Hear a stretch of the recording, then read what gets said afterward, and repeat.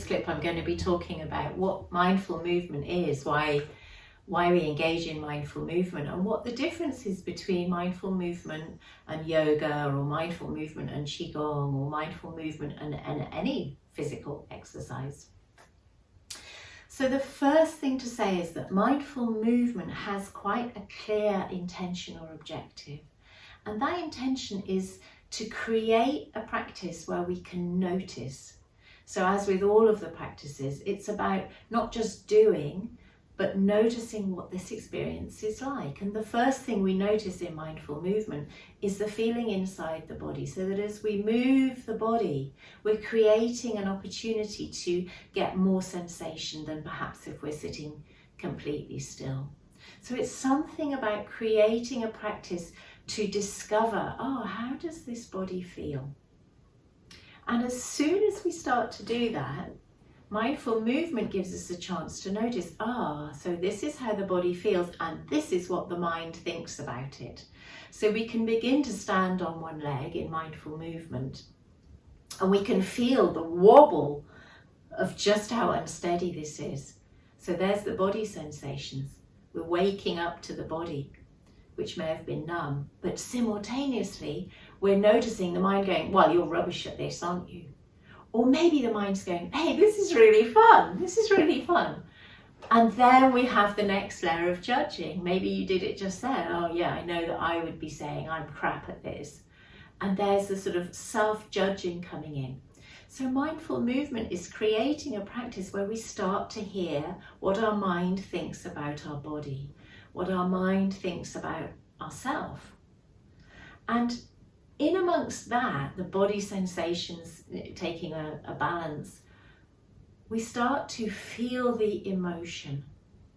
So start to feel the despair at the uselessness of this body that can't stand on one leg, or start to feel the anger with this body that can't stand on one leg, or start to feel the curiosity of, wow, my body can't stand on one leg, or gosh, my body can stand on one leg, a sort of sense of achievement, sort of jubilation, celebration, triumph. And so just this small practice of mindful movement, standing on one leg, informs us, gives us some insight into what's happening in my body, what's happening in my mind in relationship to myself. What is the emotional content here? What we start to notice really quickly are habitual patterns, habitual tendencies. I always feel like this about myself, or I really often feel this way about myself. Oh, I quite often have this emotion. As soon as I go near my body, I start to feel really fearful. And then we notice how these three together, body sensations, what the mind thinks, so thoughts, and what the body or mind together feel by way of emotion, these three together impact on the fourth, which is the choices we then make, the actions we then take. So we're standing on one leg, wobbling like mad. Perhaps we give up. Perhaps we try harder. This is a sort of normal, programmed, habitual response to experience, and there's nothing wrong with it. The only thing is, how big a repertoire of choices do we have? When we start to engage in mindful movement, we can start to experiment with other choices. We start to notice, gosh, I often give up. What's it like to stay a little bit longer?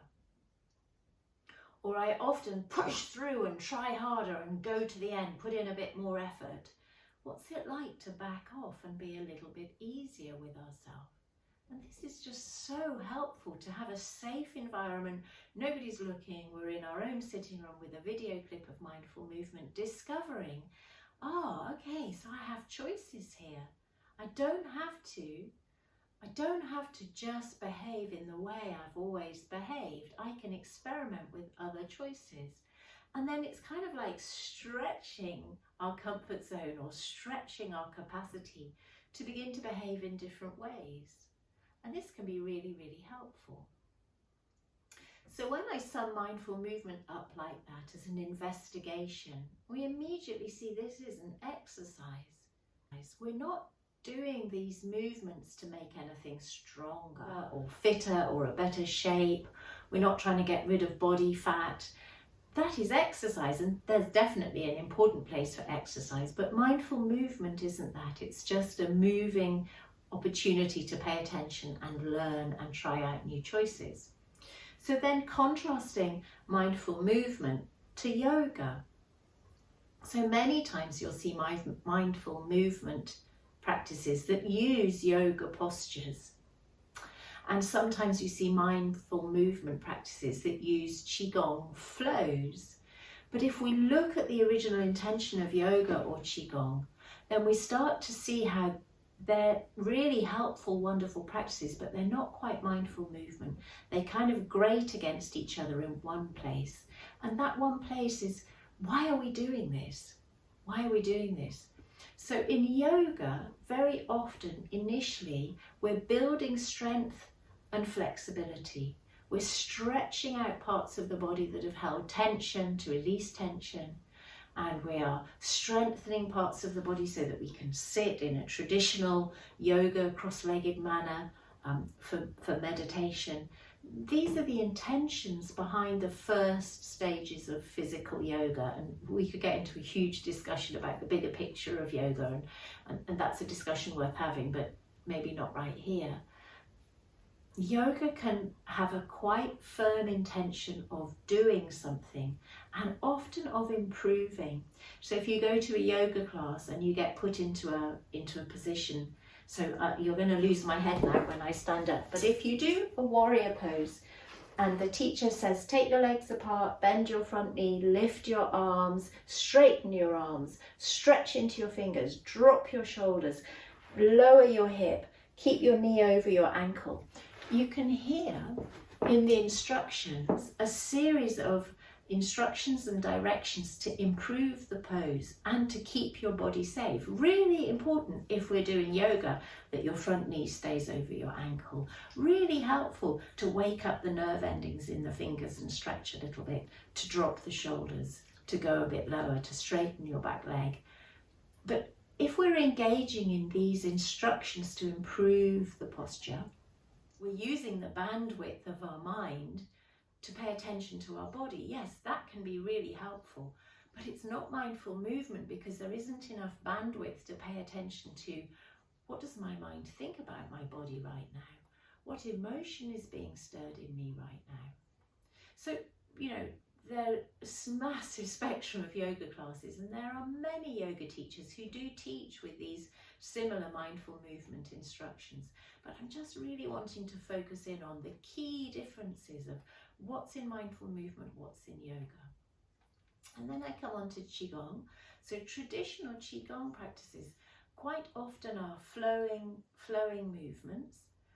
And in amongst them is this invitation to feel the energy and also to use visualization to create the experience of the flow of energy. Well, right there we see something in opposition, this gristly part. While most of Qigong is a mindful movement, there's this one place where perhaps it doesn't quite fit, because mindfulness is saying, let's notice what's here. What is my experience as I move my hands? And Qigong is saying, as you move your hands, feel the energy. But what if you don't feel any energy? What if you don't feel any hands because there's a complete numbness in the system at the moment because of a natural dissociative or freeze experience happening for you, or you're full of fear and anxiety and everything's tangled in that and the arms are moving? So mindfulness is about allowing what's here and knowing what's here. And sometimes Qigong is about trying to achieve a connection to energy and using visualization for that connection to energy. So what I'm saying is there's a fantastic important role for yoga, a fantastic important role for Qigong, and a fantastic important role for exercise, but that mindful movement is different to all of those. And sometimes it can take a while to kind of get that, to understand, okay, so what we're doing in this 10 minutes is learning about the body, the heart, the mind, and how that impacts on our choices. I hope that throws a bit of light on what mindful movement is and what it isn't. Really happy to engage in any form of discussion about what I've said. If there's any more to say about it, to add it to this clip.